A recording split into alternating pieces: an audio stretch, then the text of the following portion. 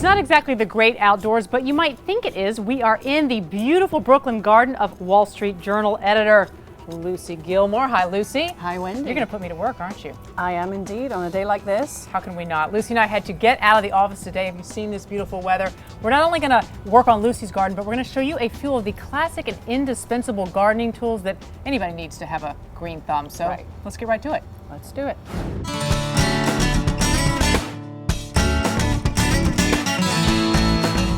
All right, so one of the first and most indispensable tools is the gardening glove. I always have trouble finding gloves that are sort of tough enough to withstand all that digging. They always have holes in the fingers. What have you guys found? Right. Well, it's interesting you say that. Gardeners feel very strongly about their gloves, as we know. Right there, you're wearing a very classic, the Atlas nitrile glove. Many professional gardeners love this. It's lightweight. Very washable. You can bend your fingers very nicely. You can bend your fingers and you can feel the soil. Yep, and tight through here so the dirt's not getting down in you. Exactly. What I'm about wearing you? a sort of a similar type glove, maybe a little sturdier, from Ethel Gloves. They look wool, almost. They look kind of cozy, Right. a little warm for today maybe, but good for fall planting. Okay, so this would be good for just basic down and dirty, getting in the dirt gardening. Now these are a different story. Tell us about these gloves. Right, this is the Polina, and I think this is a great glove to do battle with your roses and pruning. Right there to keep them from getting scratched. Right, look at the gauntlet, that's going to protect your wrist and really protect you well against thorns. This is leather, goatskin leather, washable again. Yep. So interesting. So these are tools for both the novice and the professional gardeners. This fabulous tool is the Korean hand plow, also known as the Easy Digger, and this is an incredible multi-purpose tool. Okay. Very sharp blade. It's great for weeding, for pulling difficult things out of the soil. So where would you use that here? Just sort of if you saw a weed, you just hack at it? You know, You've already weeded. No weeds here, Wendy. There's one. But actually that's No, it's not. But let's go in here and you can see how quickly this steel gets in the ground. This one, the claw. The claw. It's very Captain Hook, isn't it? This is from DeWitt. Really one of the two cult Dutch tool companies, DeWitt and Sneboer. They make absolutely beautiful tools, hand forged, ash handle, perfect for an urban garden. Okay, and just to loosen up the soil. Exactly, very compacted soil. It gets right in there and helps you move that soil. This is the Felco pruner. This is the pruner really to beat. It's the classic pruner. My father actually just gave me his. He did. Which he has That's had. a big moment. It's a big moment. It's a big moment. So this is the F8 we're featuring, and it's slightly updated ergonomically from the classic F2, which was the original. But it makes a big difference. Like for people who don't know, it makes a big difference on your hands after hours of gardening. Feel that. If ergonomically, right, that these are, I mean, that's an incredible thing. You can feel this how it's just nothing, no pressure. Right, and the action on it, the way it cuts cleanly, it cuts precisely. I don't know about this. Come on, Lucy. All right. This is so arena Hunger Games. I don't know what to say. This is the Hori knife, which in Japanese means dig. It's an amazing tool. It cuts. Let's see if we can actually make it out of your way. Something going here. There we go. Right through. Right through. Again, perfect for weeding, for getting out those taproot, those difficult things. Measurements, what are those for? Measurements, exactly. Planting bulbs. How deep you have to dig for the bulb. Accurate depth for your perennials, annuals, and bulbs. Now this is, I'm not sure what these are because I don't have anything for this in my garden. Right, well these are topiary pruning shears, and these are fabulous, sort of very utilitarian, old-fashioned design, stainless steel. These are English from Bradley's Tannery. So I could use these on like my boxwoods? Absolutely. Okay. Very precise cutting action. In fact, let me show you. These just have an incredibly precise and gentle, beautiful shearing motion. So the reason that you want the preciseness is you just don't want to get too much. You want to be able to just get that tiny little bit of the new growth off to keep it sort of shaped. Exactly. This is the famous Clarrington Forge rabbiting spade. I should have known it was. Now, what would you use this in particular for? It looks very tough. Well, what's great about this, it is very tough, and in fact, Clarington Forge is really known for having the most solid spades digging forks out there. English, incredibly solid, again, lifetime guarantee. This is great for small spaces. It's great for transplants. Yeah. Could you do something as big as that boxwood? You know what? Let's give it a go. All right, Lucy, while you're doing all the hard work over there, I'm not feeling very useful. You said you had no weeds. I'm going to go look for a weed. I bet you I find one. Thank you, Lucy Gilmour. Right. I'll see you in a minute. I don't know about you, Lucy, but after all that hard work, I could use a glass of wine. Sounds like a plan. You know who we need to join us? Lettie Teague. She always knows what wine to drink. Where is Lettie Teague? Where's Lettie Teague? Let's go find Lettie Teague. Hi, I'm Lettie Teague. I'm the wine columnist for the Wall Street Journal, and I'm here at Union Square Wine and Spirits to talk about Moscato, which is arguably the #1 wine sensation in America today.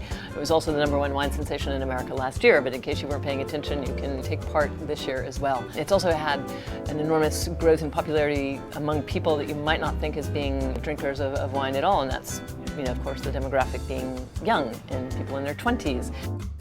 Most Moscatos are fairly low alcohol, between 5 and 6% alcohol, very, very soft, but at the same time with great acidity. That's one of the reasons why entry-level drinkers have been attracted to them. There's also the fact that a lot of rap singers happen to sing about Moscato, so that's a whole other demographic. And then of course the last reason is that they're inexpensive, with the exception of the Moscato d'Asti, which is why I'm here in the sparkling wine section. Moscato d'Asti in Piedmont is a very lightly sparkling and low alcohol, but very, very bright, very vivacious wine. They're also the most expensive, and they're also the scarcest because, as you'll see, there's actually nothing here. They're completely sold out. Moscato is thought to be at its greatest expression in Italy, but in fact it's grown lots of places in the world right now just because of its tremendous popularity. It's grown in California, in Australia, it's in Spain, it's in lots of places where you might not even think about it being. They're great aperitifs or even dessert wines, or my favorite recommendation is Moscato for wedding cake. That's the perfect pairing, which I know, of course, you can only get married so many times or attend so many weddings, but if you're having Moscato, I think a wedding is the best place to enjoy it. Well, while we're still waiting for Lettie to bring us that glass of wine, I believe in her. Don't you believe in her? I have faith. She's going to come.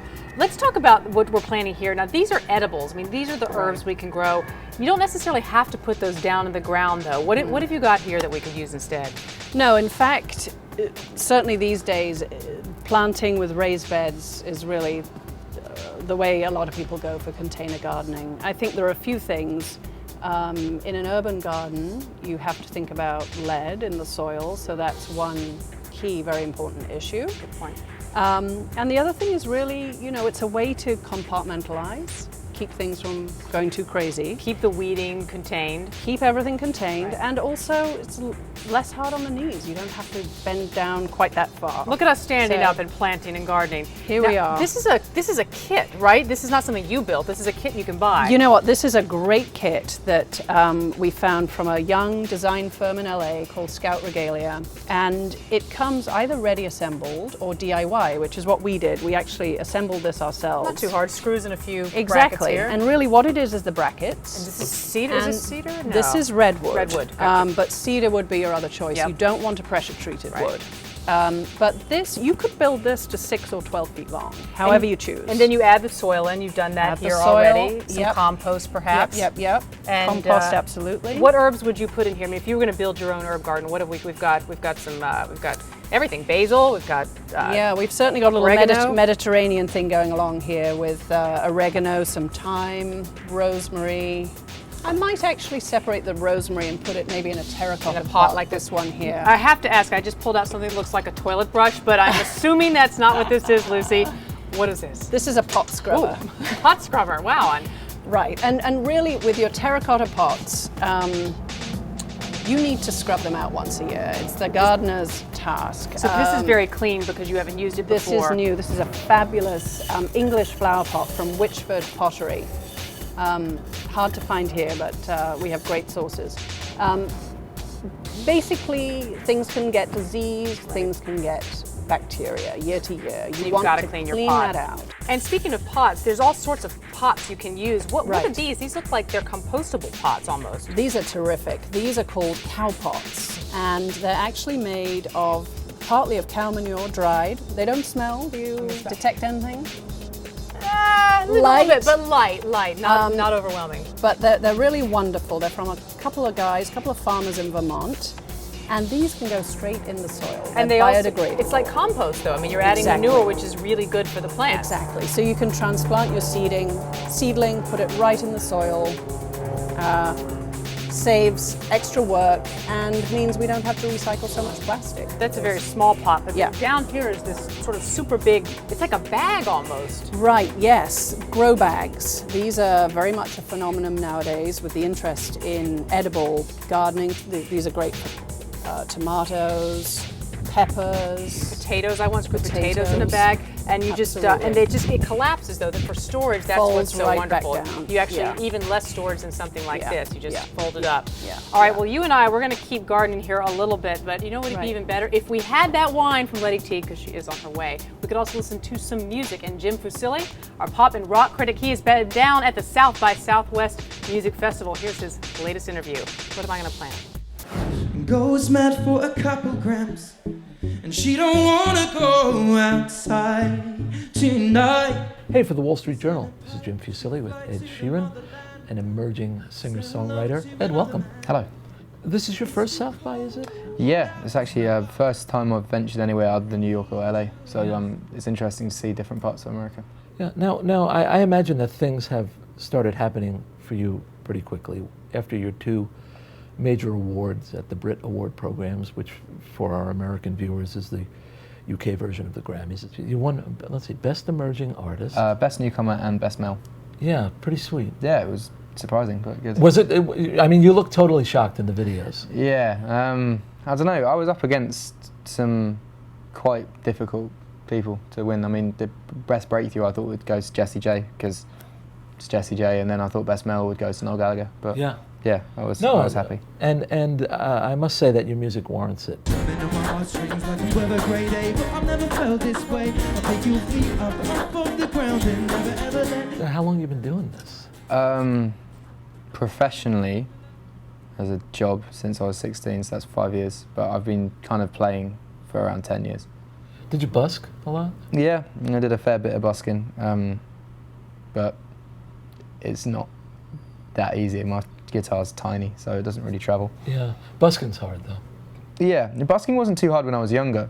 It got more difficult when I started to look a bit older, but when I was like 11 and I go out on the streets on Grafton Street in Dublin, you just get people giving you money because you were cute, I guess. That's not a bad way to go. Yeah. Now, somehow you wound up in LA, which when I read your bio, I thought it was a pretty courageous thing you did. You just left home and went to LA. Yeah, well, I mean, I've found every single city to be the same as London, music-wise, live music-wise. When you have one contact that can spider web and you can play a gig a night easily. You just ask places to play and you just turn up and play. So I thought I'd take that risk with LA, and it paid off. Yeah. And somehow you struck up a friendship with Jamie Foxx. Yeah, that was quite a unexpected, surreal thing. But yeah, I ended up, he offered for me to go and record at his house and hang out there, and it was really nice.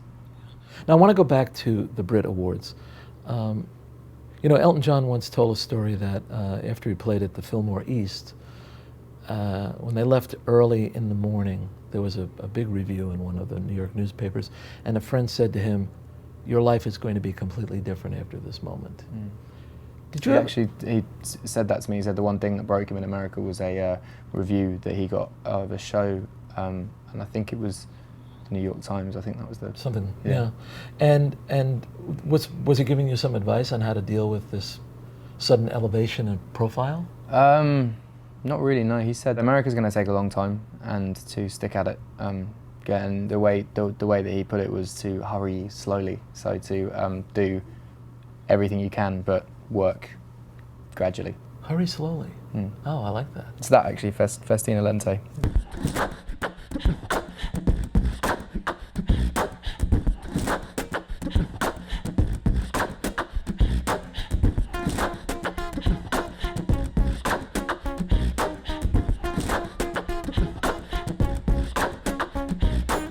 So now you're here at South by. When you're going home and you're looking back on South by, what do you hope your memories are? For me, this isn't like an industry festival where people go to sign bands. This is the industry letting loose and having a bit of fun. So my thing here is to make sure people remember my name and make an impact, but also not to showcase myself, but to entertain and be an entertainer. So that sticks in people's minds more than he had a good song. I want people to remember the performances. Ed, you're going to be touring the U.S. Starting in late March, is it? Yeah, start end of March, all of April, all of May, with Snow Patrol, and that's around 55 dates. I think it should be great. What kind of venues? It kind of ranges. There's venues that I think the smallest venue is 900 and the largest venue is 5,000. When are we going to hear your album in the States? 12th of June. 12th of June. Title? Plus. Yeah. And any new material from, I mean, some of us have managed to find a copy overseas and enjoyed it. Any particular spin for the States? No, I don't really believe in that. I don't think if you've made a record that's good enough to release everywhere else, I don't think you should necessarily change it. I mean, it is what it is. If people want new music, there's around 7 EPs that I've released that are out and about, and I don't really mind if anyone illegally downloads them. They can just go and find that. But that's all the music that's out there. Pale face, breathing in snowflakes. All right, we're trying to make some progress here, getting our cow pots into the swell. Now, the other thing you outfitted us in, aside from these amazing gloves, are the boots. We had to shed our cowboy boots. Well, I have cowboy boots all the time, but for these, what would you call these? Well, I'd call these wellies. Well, they sound so good calling them wellies when you have an accent like you do, but in the summer you don't have to shed that Western look altogether, and you know what? We have asset allocation right now to show you how to do that.